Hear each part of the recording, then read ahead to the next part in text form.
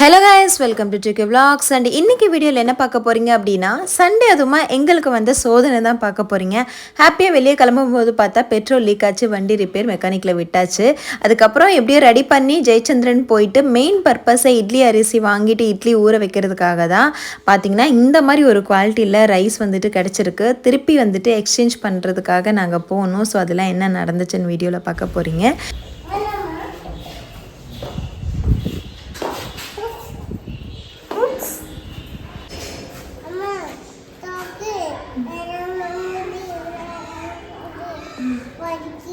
വഴിക്കോ വിഴാൻ പോയോ? അച്ചോ എൻ്റെ കുട്ടി വിഴാൻ പോയോ? ടോക്കി എവിടെ പോണുണ്ടടാ?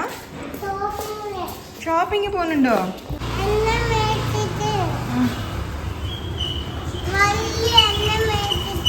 വലിയ എണ്ണ മേടിക്കോ?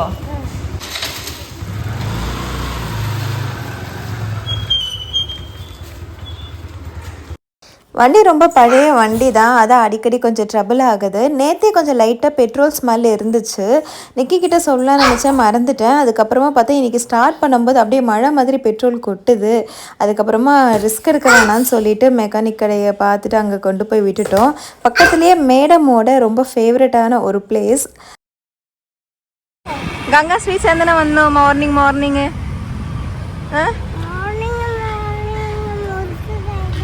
മോർണിംഗ് മുറുക്ക് കഴിക്കാൻ പാടോടി പാടും.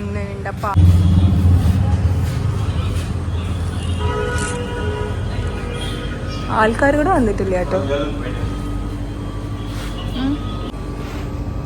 മുറുക്കില്ല അത്രേ, ഇന്ന് കുറച്ച് സമയം എടുക്കത്രേ.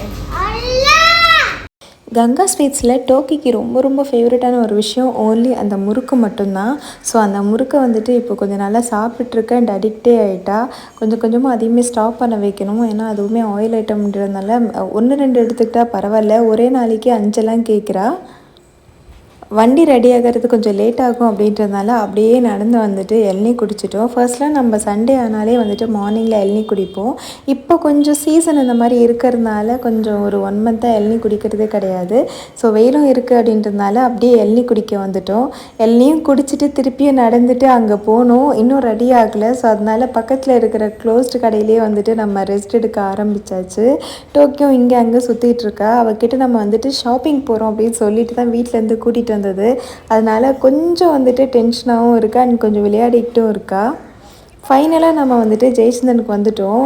ஜெயச்சந்திரன் நமக்கு பக்கத்தில் தான், ஆனால் நம்ம வந்துட்டு ஜெயச்சந்திரன் பக்கம் வரதே கிடையாது. ஒரே ஒரு ரீசன், பயங்கர கூட்டமாக இருக்கும். கூட்டத்தில் என்ன பண்ணுவாங்கன்னா, அவங்க என்ன தான் அடுக்கி வச்சுருந்தாலும் திங்ஸ் எல்லாமே அப்படியே ரொம்ப கலைஞ்சு போயிட்டுருக்கும். அதை பார்க்கும்போதே பர்ச்சேஸ் பண்ணுறதுக்கு நமக்கு தோணாது.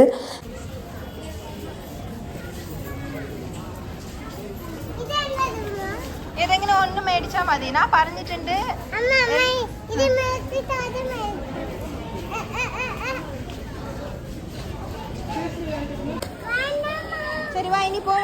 மேபி இப்படி கூட இருக்கலாம். ஜெயச்சந்திரனில் நல்ல சீப்பாக கிடைக்கும் ட்ரெஸ்ஸுங்க அப்படின்றதுனால நான் வந்துட்டு வாங்கும்போது கொஞ்சம் கம்மியாக பார்த்து கூட வாங்கியிருக்கலாம். அது குவாலிட்டி இல்லாமல் கூட போயிருக்கலாம். பட் எனக்கு வந்துட்டு அது மேக்ஸிமம் ஒர்க் அவுட் ஆனது கிடையாது. போன உடனே நுழைஞ்ச உடனே டோக்கி வந்துட்டு இதுக்கு பயங்கரமாக வந்துட்டு செட் ஆகிட்டான். அப்போ காசு இல்லையா நம்ம எடுத்து? எதெങ്കിലും ஒன்று எடுத்தா மதி. நம்மടുത്ത് இல்லையா? காசு கொடுத்தாலே இவரு கொடுக்கும். ஏதெങ്കിലും ஒன்று எடுத்தா மதி. ஓகே, எல்லாம் மேடிക്കാൻ പാടില്ല. ஏதெങ്കിലും ஒன்று மேடிச்சா மதி. திருப்பி வரும்போது வாங்கிக்கலாம்னு சொல்லிட்டு எப்படியோ டோக்கியோ ஏமாற்றிட்டு நைஸாக கூட்டிகிட்டு வந்துட்டோம். அங்கேயே எல்லாமே எடுத்து வச்சுட்டு சண்டே மார்னிங்கே போனோம். அப்படி இருந்துமே வந்துட்டு பயங்கர கூட்டம். போனது வந்துட்டு இட்லி ரைஸ் அண்ட் வந்துட்டு டிஷ்வாஷ் லிக்விடும் அதுக்கப்புறமா ஒரு தேங்காய் மட்டும் வாங்கிட்டு வந்தேன். ஸோ வந்த உடனே வந்துட்டு இட்லி ஊற வைக்கணும் அப்படின்ற ஒரே ஒரு மெயின் பர்பஸ்க்காக ஓப்பன் பண்ணிட்டேன். நிக்கி வந்துட்டு அப்படியே வரும்போது சிக்கனும் வந்துட்டு வாங்கிட்டு வந்துட்டார். நான் இட்லி வந்துட்டு மெயினாக போடணும், ஈவினிங் அரைச்சி வைக்கணும் அப்படின்றதுக்காக அவரே சிக்கன் எல்லாமே வாஷ் பண்ணிட்டு இருந்தார். நான் வந்துட்டு வந்த உடனே பேக்கை ஓப்பன் பண்ணி பார்த்தா இப்படி கல் மாதிரி ஒரு விஷயம் இருந்துச்சு. என்னால் கரெக்டாக இது என்ன அப்படின்றத வந்துட்டு கண்டுபிடிக்க முடியல. உங்களுக்கு தெரிஞ்சிச்சுன்னா நீங்கள் சொல்லுங்கள். என்னோட கெஸ் என்ன அப்படின்னா, மேபி இது வந்துட்டு மணல் எல்லாமே வந்து மணல்ல இருந்து எடுத்துருக்கிறதுனால அதனோட கட்டியாக இருக்கும். நிக்கியோட கெஸ் என்னென்னா தண்ணி பட்டிருக்கும் அதனால் கட்டியாக இருக்கும். என்னோட கெஸ் இன்னொன்று என்னென்னா சிமெண்ட் அந்த மாதிரி ஏதாச்சும் இருந்துச்சுன்னா என்ன பண்ணுறது. இன்னொன்று வந்துட்டு ரொம்ப நாள் வந்துட்டு ஆனதோ பூச்சி அந்த மாதிரி ஏதாச்சும் வந்திருக்குமோ அப்படின்ற மாதிரியும் ஒன்று இருந்துச்சு. அதனாலே கொட்டிட்டு நிறைய இருக்கான்னு சொல்லிட்டு செக் பண்ணும்போது இந்த மாதிரி நிறைய கட்டிங்க வந்துட்டு இருந்துச்சு. அதனால இதுக்கு மேலேயும் இதை நம்ம வந்துட்டு யூஸ் பண்ணணுமா ஒரு டவுட் லிஸ்ட்டில் ஏதாச்சும் மருந்து அந்த மாதிரி கலந்துருந்தா என்ன பண்ணுறது அப்படின்ற மாதிரிலாம் யோசிச்சு திருப்பி வந்துட்டு நம்ம ஒன்று கொடுத்துடலாம் அப்படின்னு சொல்லிட்டு பிளான் பண்ணோம். உடனே வந்துட்டு பார்த்த உடனே ஒன்று கொடுத்துடலாம் அப்படின்னு சொல்லிட்டு நம்ம பிளான் பண்ணது. பட் அவங்க எடுத்துப்பாங்களா அப்படின்றத பற்றிலாம் யோசிக்கல. சரி நெக்ஸ்ட் நம்ம இதுதான் வந்துட்டு போச்சு அப்படின்னு சொல்லிட்டு நான் வந்துட்டு ரெஸ்ட் ரூம் வாஷ் பண்ண போயிட்டேன். நிக்கி வந்துட்டு சிக்கன் ப்ரிப்பேர் பண்ணுறேன்னு சொல்லியிருந்தாங்க. இட்லி ரைஸு. ஆனால் இதில் பாருங்கள் பெஸ்ட்டு குவாலிட்டி வித் ஆர்கானிக் அப்படின்னு போட்டிருக்காங்க. ஆனால் யோசிச்சு பாருங்கள், ஓப்பன் பண்ண உடனே அப்படி ஒரு விஷயம். அப்படியே பில் எல்லாமே வந்துட்டு தூக்கி போடாமல் எடுத்து வச்சுட்டோம். எப்போவுமே நாங்கள் பில்லை வந்துட்டு கையில் வச்சுக்கவே மாட்டோம். இதான் ஃபர்ஸ்ட் டைம் பில் பேக்கெட்டில் வச்சுருந்தோம். எப்படியோ யூஸ் ஆச்சு. டோக்கியோ நிக்கிலும் வந்துட்டு இட்லி சாப்பிட்டுட்டாங்க. அதுக்கப்புறமா அவளுக்கு ரொம்ப பிடிச்ச வாட்டர் மெலனை கட் பண்ணி கொடுத்துட்டோம்.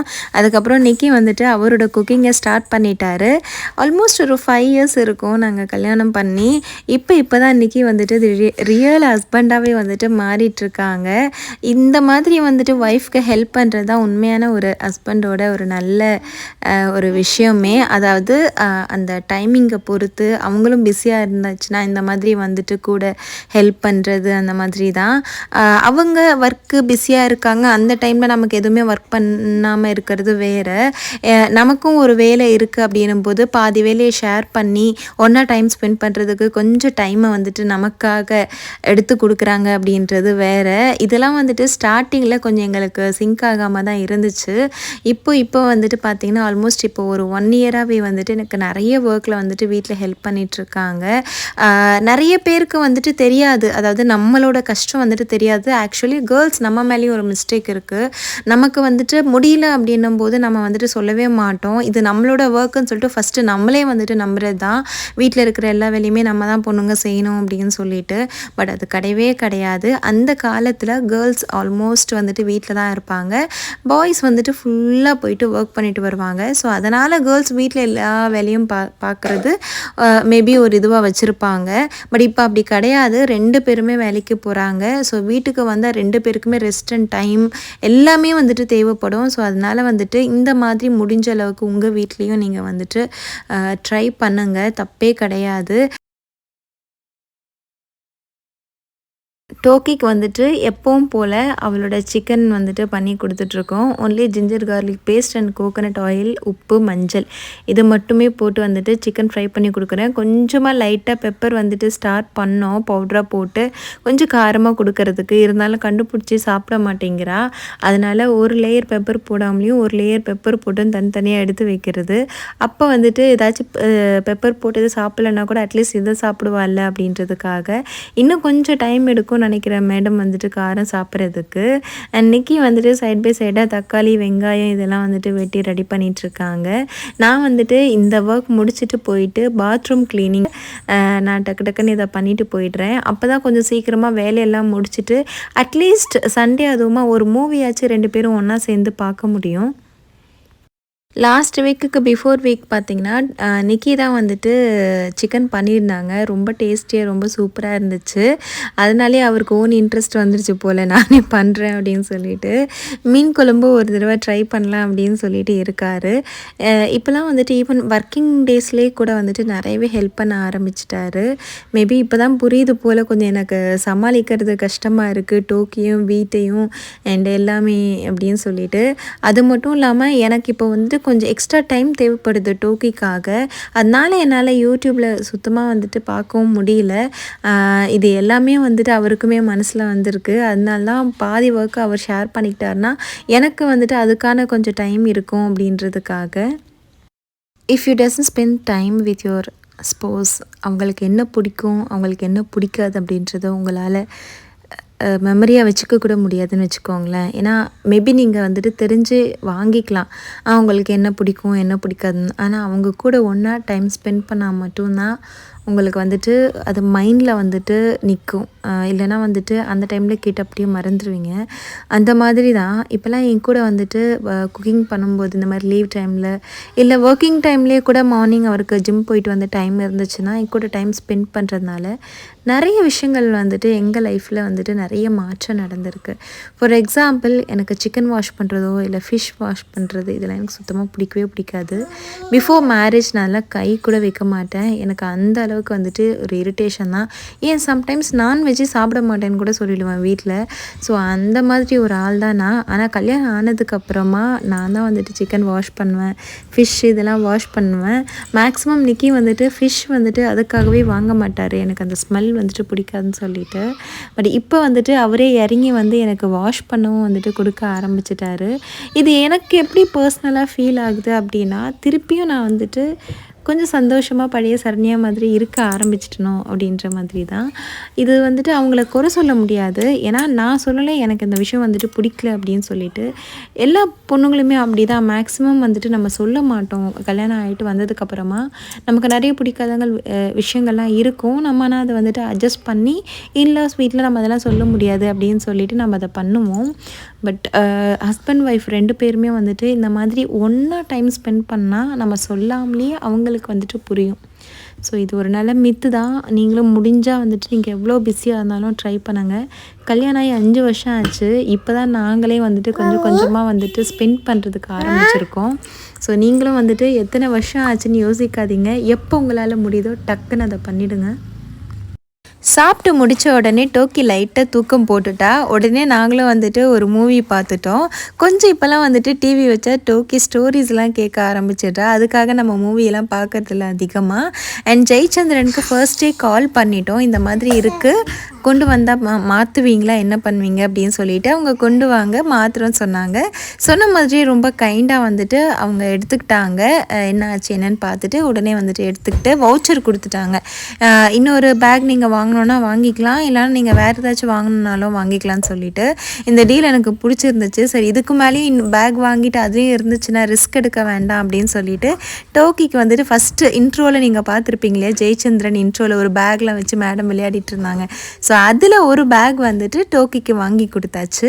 இன்றைக்கி வீடியோ இவ்வளோதாங்க. இந்த வீடியோ உங்களுக்கு பிடிச்சிருந்துச்சுன்னா எப்பவும் போல் சப்போர்ட் பண்ணுங்கள், கமெண்ட் பண்ணுங்கள். புதுசாக இந்த வீடியோ பார்க்குறீங்கன்னா please do subscribe. Thank you, bye bye.